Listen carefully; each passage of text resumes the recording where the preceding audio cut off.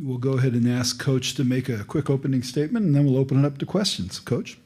So we're happy to be out here. We've been sent out west before, at least personally myself with Buffalo, and been good for us. We're happy to be in the tournament. I mean, to get a 4 seed, it's the first time in school history we've been a 4 seed or higher in back-to-back tournaments. So, we felt like maybe we could have been a little bit better, but we had some injuries. We didn't close the season well with our injuries, but we're excited to be in a tournament.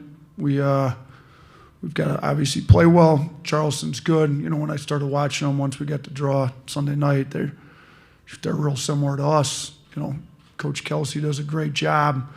They're in back-to-back tournaments, so this isn't like new to them. They're used to being in the tournament with all the surrounding stuff that goes with it. They're not going to be intimidated by us. And then offensively, I mean, they're one of the better teams in the country. So they play fast. They shoot a lot of threes. They run a lot of 5-out stuff.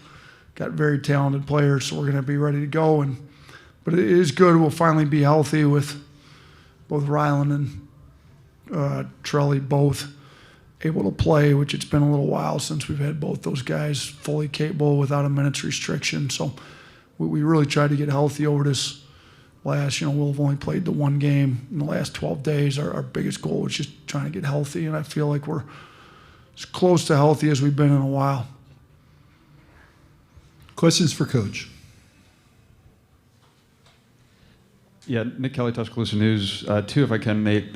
Nick Pringle, is he going to be available to play tomorrow? And Davin Cosby had a boot on his foot. Is he doing okay? Yeah, so Davin broke his foot in practice earlier this week, so he's out. So we're not 100% fully healthy. That's the one injury, and it was unfortunate. I mean, I think he stepped on somebody's foot. He continued to practice, but then when we got it x-rayed after practice, it's got a break in one of the bones. So he's out, and Nick's available to play tomorrow. Nick's with the team. He was dealing with a personal issue. He's here with us now and should be good to go tomorrow.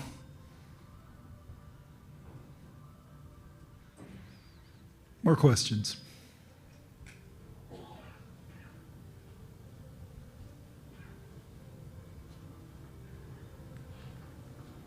More questions for Coach?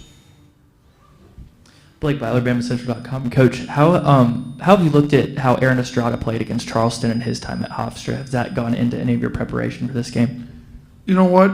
He played pretty well. I think he had 25 points in the first half last year against them. So obviously he's playing in a different system now with different teammates, and Charleston's a lot different. But it was still Charleston, and it's still, thank you, and it's still Aaron. So I hope he's got some confidence, because when he's playing with a lot of confidence, he's one of the best guards in the country, and I'd love for him to come into this game playing with all kinds of confidence. So, I mean, it's hard to go look at.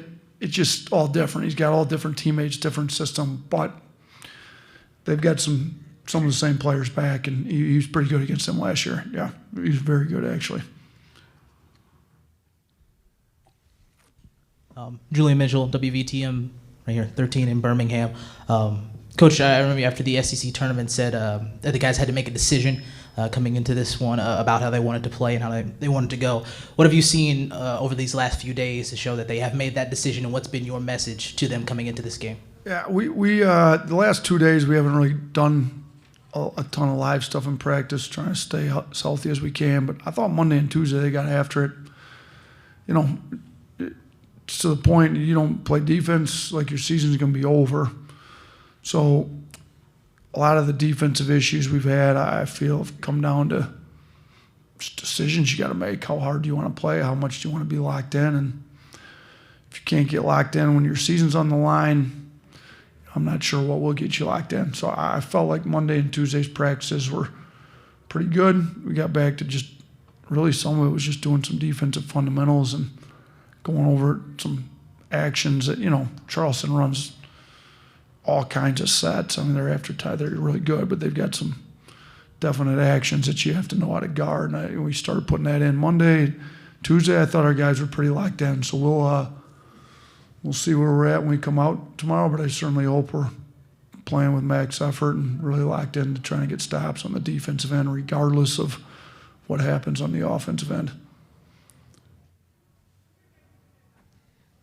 Yeah, one other defense question, Nate. As far as messaging, I mean, this is your 5th season here.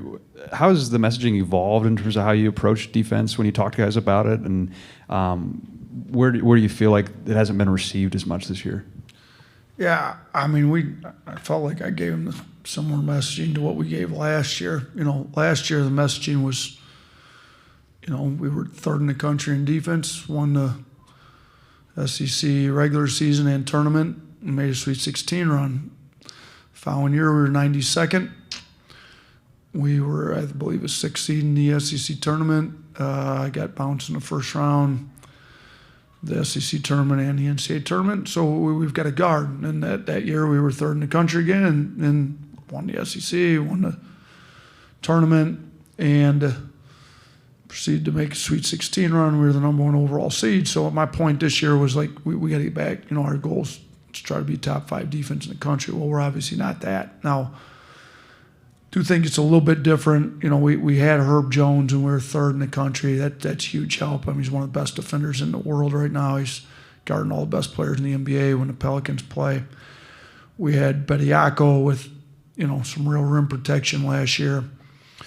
We don't have Herb or Charles, so it's a little bit harder to be 3rd in the country in defense, but, and we had the number 1 offense for a lot of the year. And now we were a few possessions away from winning the SEC. If we beat Tennessee at our place, and that was an even game up till about the last couple minutes of the game when they kind of pulled away late. But, if we'd beat Tennessee, we'd have won the SEC. So we were a lot closer to being a championship level team this year than we were 2 years ago.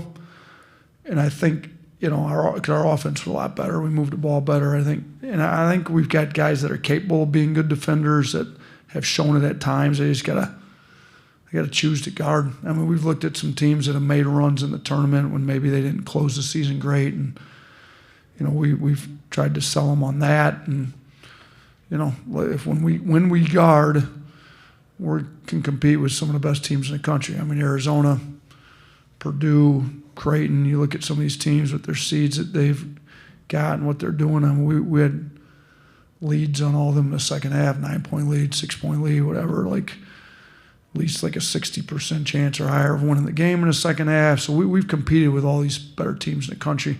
And we don't have any bad losses on the year really either. Like 2 years ago, we had some where we just didn't show up at all losses. We haven't had that. So while our defense isn't what I would have liked for it to be or what our program has kind of set the standard to be, I think we're capable of beating anyone in the country. And, we're going to have to come out and guard this year or this week.